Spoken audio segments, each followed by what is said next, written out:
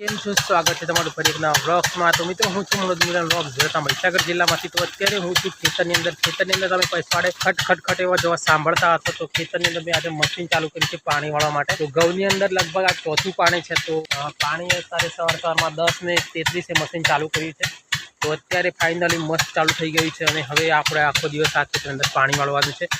2 દિવસ આપણે ઘરે કામ કર્યું, પરંતુ હવે આપણે ટૂંક જ સમયની અંદર તબેલાનું કામ ચાલુ કરવાનું છે। તો જલ્દીથી ઘઉં પાવી લઈએ, કારણ કે ઘઉંની અંદર લગભગ આ છેલ્લું પાણી છે। તો એ પહેલાં પાઈ દે, કારણ કે પછી આપણને ટાઈમ મળવાનો નથી, કારણ કે આપણે તબેલાનું કામ ચાલુ કરવાનું છે। તો પડી આવવાના છે બરાબર। તો જલ્દીથી આ 2 દિવસ લાગશે, 2 દિવસની અંદર પી જશે એટલે ઘરે રહેશું। પછી પાછી મારા તો ITIની એક્ઝામ આવે છે, સોરી એ કહેવાનું તમને ભૂલી ગયો હતો।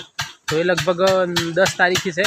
તો ફાઇનલી રિસિપ્ટનો પણ ગ્રુપમાં મેસેજ આવી ગયો છે। તો સરે મેં કીધું છે કોલ કરીને, સર આ બાજુના તો એ લેતા આવશે રિસિપ્ટ, કોઈ વાંધો નહીં, પરંતુ સોમવારે આપણે પરીક્ષા આપવા જવું પડશે। 8થી સીટની પડશે, તો આપી 2 દિવસની અંદર આપી જશે। પછી પાછું 8 તારીખે આપણે ડેરીની મિટિંગ છે, તો ત્યાં પણ જવાનું છે। તો લગભગ બધું કામ આપણે જોડે ભેગું થયું છે।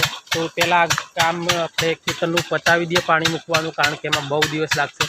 તો એ પતી ગયા પછી આપણે ઘરે તબેલાનું કામ, પેપર અને 8 તારીખે તો મિટિંગ છે, એટલે એ બધું કોઈ વાંધો નહીં, પરંતુ પહેલાં ખેતરનું કામ જલ્દીથી આપણે પતાવી લેવું પડશે। તો ચાલો આજે આખો દિવસની મશીન ચાલુ કરી રહી છું। હું ઘરે વ્લોગ્સ નહીં ચાલુ કરી પાયો, કારણ કે ત્યાં જલ્દીથી આવવાનું હતું, ખાવા પીવાનું। જલ્દી ડેરીમાંથી હું ઘરે ગયો 8 વાગ્યાને, ઘરે જઈને ખાવા પીવાનું કરીને મોડું થઈ ગયું। તો અહીંયા મશીન ચાલુ કરવાનું બહુ બધી વાર લાગી, તો અત્યારે મેં અહીંયા વ્લોગ ચાલુ કર્યો છે। તો ચલો જલ્દીથી આપણે હવે મશીન ચાલુ થઈ ગયું છે। આખો દિવસ અહીંયા પાણી વાળવાનું છે। હવે આખો દિવસ 10:33 મશીન ચાલુ કરી છે, કેટલા વાગ્યા સુધી પીવે પછી આપણે તો પાછું ડેરીનો ટાઈમ થઈ જશે, એટલે ડેરીમાં જવું પડશે। તો ચલો હવે આખો દિવસ પાણી વાળવાનું છે, એટલે જલ્દી પાણી વાળવાનું કામ કરીએ, કારણ કે 4 વાગે આપણે મશીન બંધ કરી દેવું પડશે, કારણ કે ડેરીમાં જવું પડશે એટલા માટે।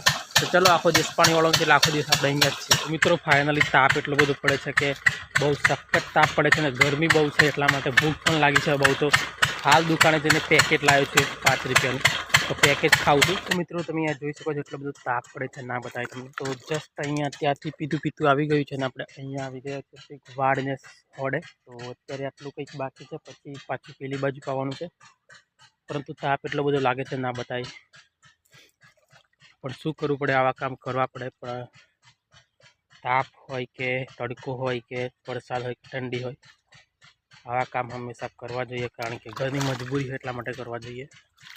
બાકી એવું કંઈ નહીં કે કામ કરવાના કોઈને શોખ નથી હોતા, મજબૂરીથી કંઈ કામ કરવા પડે છે।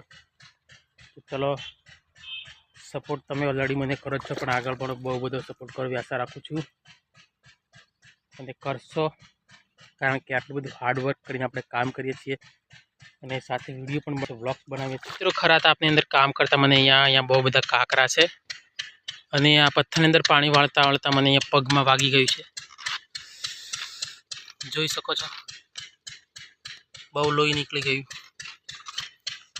વ્હાઈટ પથ્થર છે, એટલે પથ્થરની અંદર મને પગની અંદર પથ્થર પણ વાગી ગયો, બહુ લોહી આવે છે। વધારે લોહી નીકળે છે, એટલા માટે હું અહીંયા લીમડાના ઝાડ નીચે આવીને બેસી ગયો છું। પાણી જાય છે, જવા દીધું, ફૂટે તો ફૂટવા દીધું, પરંતુ અહીંયા પગની અંદર બહુ હાલત ખરાબ થઈ ગઈ છે, વાગ્યું છે। થોડી વાર આરામ કરીએ પછી જઈશું। પાણીની અંદર પગ પડશે તો પાછું વધારે પણ તકલીફ થશે, પણ શું કરવાનું, પાણી તો હવે વાળવું પડશે। તો જે લોકો ગામડાની લાઈફ સારી સમજે છે, તો એ લોકોને એટલું જ કહીશ કે સવારે 8 વાગે મારો વ્લોગ્સ અપલોડ થાય છે, તો વ્લોગ્સ અપલોડ થાય એવો વ્લોગ્સ તમે પૂરે જોવાનું રાખો। મિત્રો અત્યારે છે ઉનાળાની સિઝનની અંદર તમે જો ડોલરીયો ચકંડો ના જોયો હોય તો હું બતાવું, હું અહીંયા ખેતરની અંદર પાણી વાળતો હતો અને મેં અચાનક જોયો કે ખરેખર ઉનાળાની સિઝનની અંદર મેં ડોલરીયો ચકંડો નહોતો જોયો, પરંતુ આજે જોયો। મેં કીધું ઉનાળાની સિઝનની અંદર તો ક્યાંથી હોય, પરંતુ આજે ફાઇનલી મેં જોઈ લીધો કે ઉનાળાની સિઝનની અંદર ચકંડો હોય। તો ઉપર જોઈ શકો છો તમે, ભાઈ જો ઉપર બતાવું, જોઈ શકો છો ડોલરીયો ચકંડો છે, એકદમ જેવી રીતના ચોમાસાની સિઝન અંદર હોય એવો જ છે બિલકુલ। તો અહીંયા નીચે હતો, પણ હું થોડોક ચા પીતો હતો એટલા માટે મેં વિડીયો નહીં ઉતાર્યો। તો અહીંયા નીચેથી જ ઉપર ચડીએ છીએ, જોઈ શકો છો। તો હમણાં શાયદ નીચે પડશે તો નીચેથી જ વિડીયો પણ બનાવીશ। તો ભાઈ ઉનાળાની સિઝનની અંદર મેં ચકંડો ક્યારેય નહોતો જોયો, પણ આ પહેલી વાર જોયો। ચોમાસાની અંદર તમે બહુ બધા જોયા રસ્તા પર, પરંતુ ખેતરની અંદર અચાનક પાણી વાળતો તો અહીંયા ચા પીતો તો ના એ નજર પડી ગઈ। તો વાહ ભાઈ, ઉનાળાની અંદર બી ચકંડા હોય બરાબર. ઉનાળાની સિઝનની અંદર બી ડોલરિયા ચકંડા હોય છે એ મેં આજે જોયું. તો અત્યારે હું છું કેનાલમાં. તો તમે જોઈ શકો છો અહીંયા ઉપર આપણા મશીનનો જે પંખો છે એ કેનાલમાંથી પાણી ખેંચવાનું કામ કરે છે. તો ઉપર પંખો કરે છે, જોઈ શકો છો. અને કેટલી નીચેથી આપણે પાણી લઈ જઈએ છીએ, ખેતરની અંદર મૂકીએ છીએ એ પણ તમે અહીંયા જોઈ શકો છો. ઉપર છે મશીનનો અવાજ તમને સંભળાતો હશે. અને અહીંયા છે ફૂટવાળ, જોવાને કહેવાય ફૂટવાળ.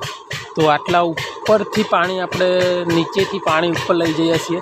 ઉપર પંખો ફરે છે અને ઉપર છે પાઇપ, બહુ બધું કનેક્શન લાંબુ છે, જોઈ શકો છો. અહીંયા પીપળનું ઝાડ છે, તો પીપળના ઝાડે એક ફૂટવાળ બાંધેલો છે. અને ત્યાં છે મેઇન ફૂટવાળ, જો પાણી ખેંચવાનું કામ કરે. અને જ્યારે મશીન બંધ કરીએ ત્યારે એને ઓટોમેટિક બંધ થઈ જાય, ફૂટવાળ કહેવાય એને. ત્યાં છે તો એ ઓલરેડી ત્યાં હું થોડો કચરો હેવાળી કેનાલમાંથી ભરાઈ છે, તો એ કાઢવા માટે આ અંદર આવ્યું છું. પરંતુ એ પહેલાં તમે અહીંયા જોઈ શકો છો કે કેટલું નીચેથી પાણી ઉપર જાય છે. અહીંયા બહુ ખતરાવાળી જગ્યા પણ છે, કારણ કે હું અહીંયા લબડીને ઉતરું છું આ પાઇપ પર. તો ધ્યાનથી ઉતરવું પડે, ધ્યાનથી ચડવું પણ પડે, કારણ કે ઉપરથી પથ્થર પડી જાય. અને ચાળું મશીન છે તો પાટાઓ આપણા પગની અંદર વાગી પણ ના જાય, એટલું બધું ધ્યાન રાખવું પડે છે. તો ચલો હવે આપણે જો પેલા ફૂટવાની અંદર હેવાળી ભરાઈ હોય છે કે નહીં ભરાઈ એ જોવા માટે આવ્યું છું, તો જલ્દીથી જોઈ લઉં. તો જસ્ટ અહીંયા પાણી હિવાળી તો એટલી બધી ફૂટવાળની અંદર ભરાઈ ગઈ છે કે પાણી મશીન કેવી રીતના ખેંચે એવી હાલત થઈ ગઈ છે. સારું થયું તો હું જોવા માટે આવ્યો. ચલો હવે મારે કેનાલમાં જ ઉતરવું પડશે. તો અહીંયાથી ઉતરવું પડશે, અહીંયા ધ્યાનથી ઉતરી જવું, પછી અંદર જઈને વિડીયો શૂટ કરું, કારણ કે અહીંયા મોબાઈલ પાણીમાં પડી જાય તો આપણે પછી વ્લોગ કેમ શૂટ કરશું. અત્યારે આપણી પાસે સારું કંઈ બજેટ નથી, આપણી પાસે અત્યારે યુટ્યુબની ઇન્કમ નથી ચાલુ થઈ.